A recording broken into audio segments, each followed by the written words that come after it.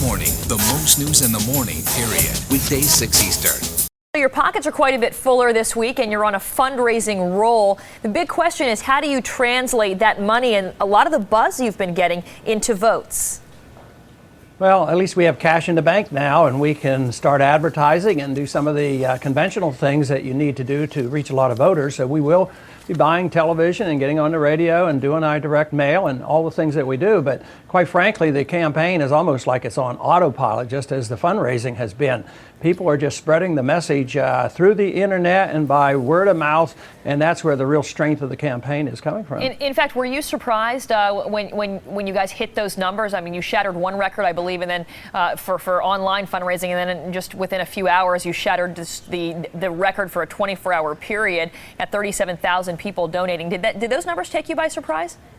Yeah, well, yes, it's very surprising and it's very pleasing. I think I was flying up on the airplane from Houston while that was going on, and I think on the trip, the campaign raised about $1.5 million, and I didn't make one single phone call. I haven't ever made a phone call for fundraising, and these are just individuals who are speaking out with their pocketbooks, and it just came in spontaneously. So it is rather surprising, but very pleasing. You've been painted as this ideal mix and match candidate for people who don't necessarily follow in the strict party platforms. But can you be a force without the traditional mainstream Republican base that has proven so vital in past elections?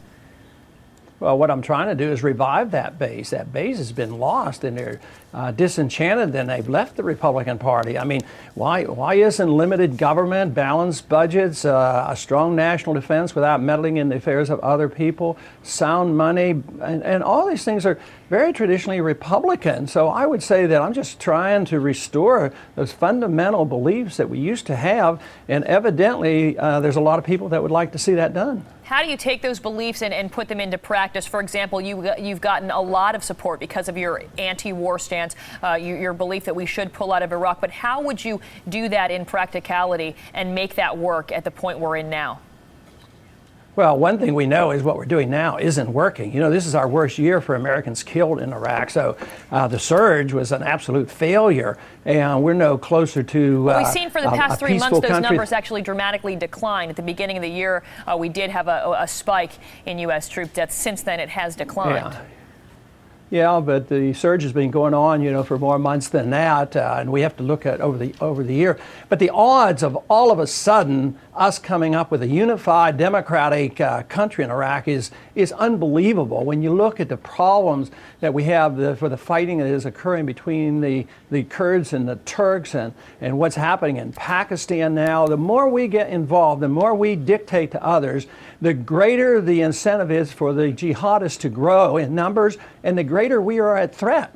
And we have to realize it's our foreign policy that is deeply flawed, and we need to go back to our roots, and we need to mind our own business. We need to have free trade, and we need to have friendship with these countries, but we don't need to have an empire. We're going broke. The dollar's on its ropes. The end of an empire always comes when the currency is destroyed. And today, even this very moment, the dollar is crashing on the international exchange market. I want to ask you about that as it relates to gas prices. Now above $3 a gallon. We have crude peaking at $98, as you mentioned, the devalued dollar. As president, how would you solve what seems to be this growing crisis when it comes to gasoline?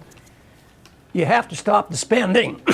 You stop the spending by changing the foreign policy and bringing our troops home and save hundreds of billions of dollars and restore confidence in the dollars. You can't have a current account deficit of $800 billion a year and think the currency is going to hold up. The Chinese right now are bringing us bringing us down, not with a weapon, but the weapon of the dollar, because we've created too many of them. You have to stop the spending. You have to balance the budget. You have to live within our means. And if we don't, the currency is going to be destroyed, and all our domestic programs are going to be threatened. It's a very, very serious problem, and the people have to wake up. Of course, I think the people are waking up. I think the people need to wake up Washington. Washington's sound asleep about this dollar and understanding about how the financial system works.